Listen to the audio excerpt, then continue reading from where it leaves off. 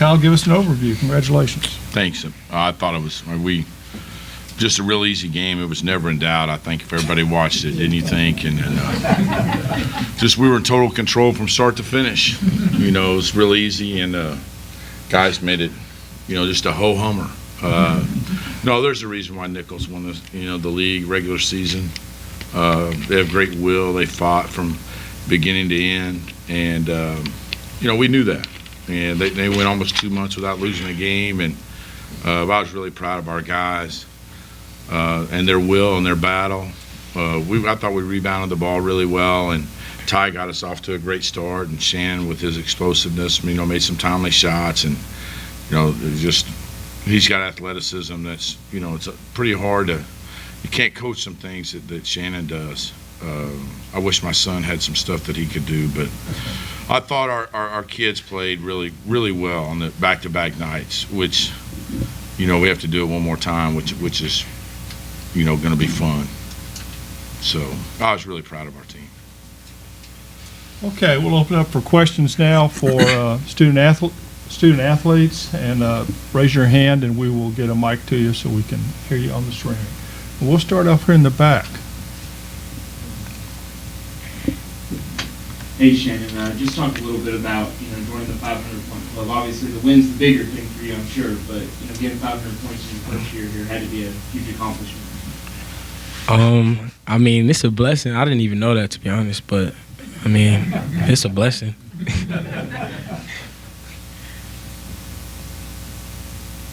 Okay. Next question up front here.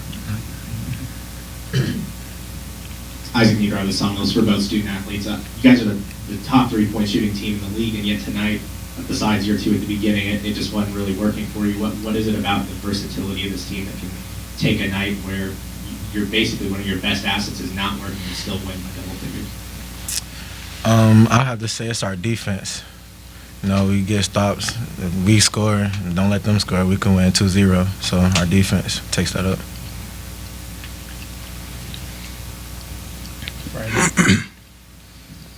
Brandon Williams, Southland.org. Question for both you guys. You held them to 19% shooting in the first half.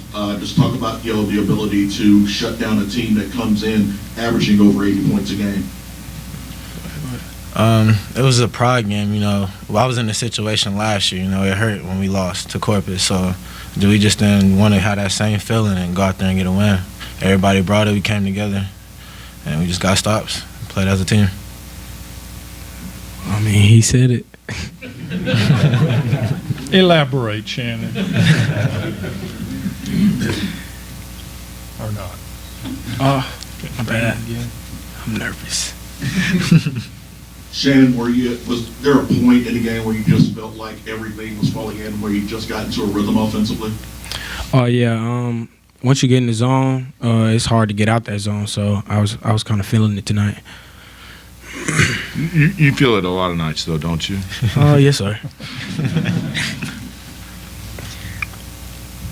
Okay, any more questions for the student athletes? Okay. Guys, you got a game tomorrow.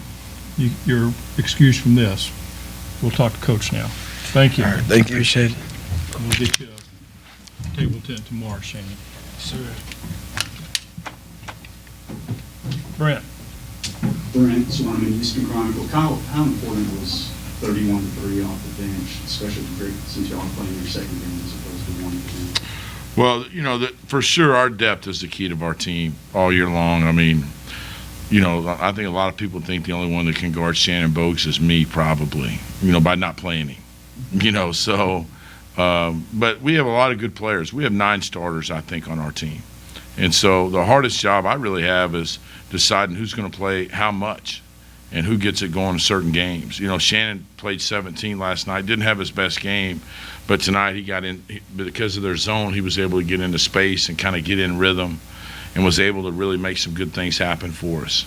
And, I don't know what the average number for the year of how many times what it is, but I would say, Charlie, what do you think? It's close to probably about 17 or 18 a game, probably. Our bench outscores the other team. It's pretty high.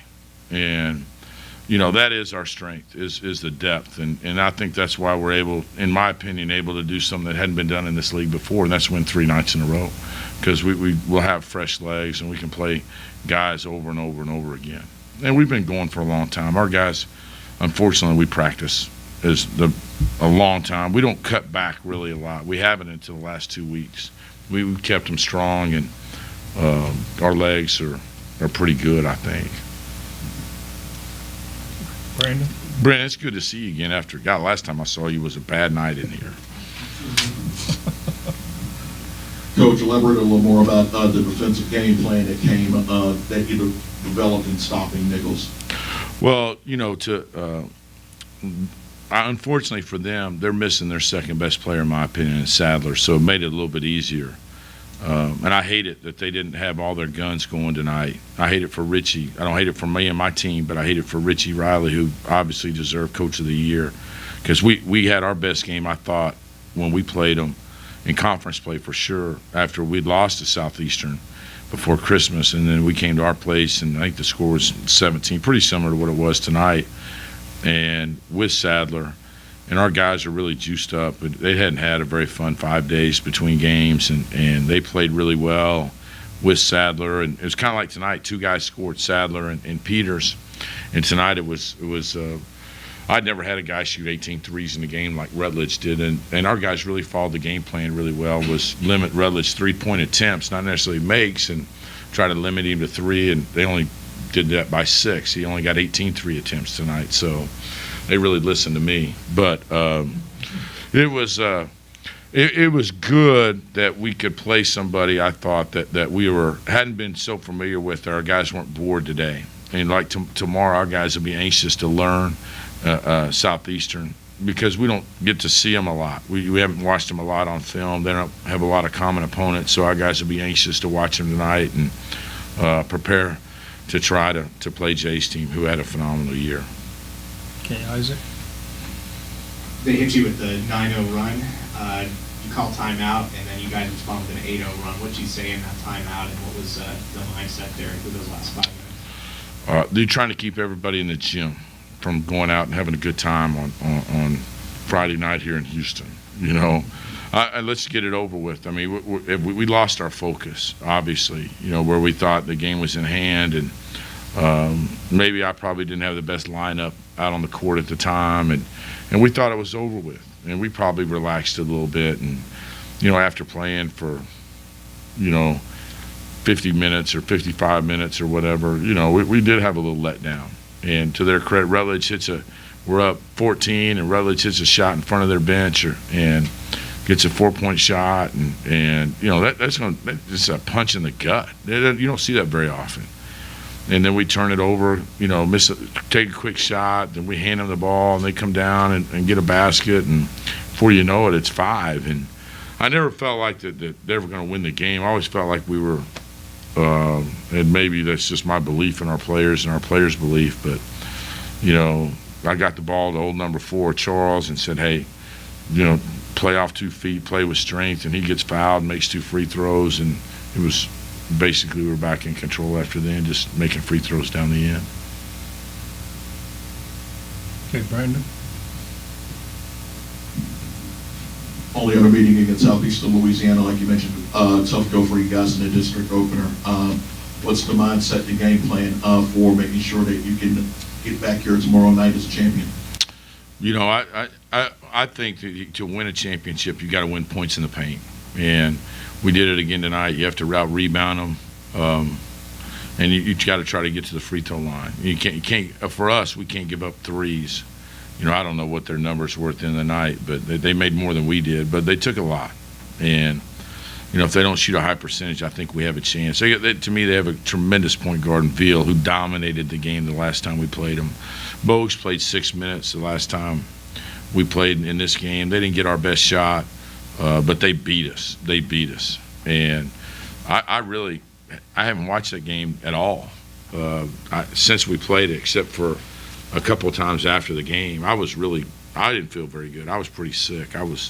Looked like about that color of my nameplate right there when we played them, and that's no excuse because they beat the crap out of us when we played them. But And Jay has done a wonderful job with his team. We got an older team, and you know they just kept trucking along. But I don't think there won't be a new Vince Lombardi speech before the game. Those guys know what they're playing for. And I told them in the locker room after the game. I thanked the ones that stayed around after Coach Underwood left. I thanked them for believing in me, and I thank the new players for coming, because our guys come to SFA to play in this game tomorrow night, and not just playing it but win it, and that's what we'll try to do. We'll have time for one more question. If somebody wants to take it. If not, sleep fast. You don't know me very well.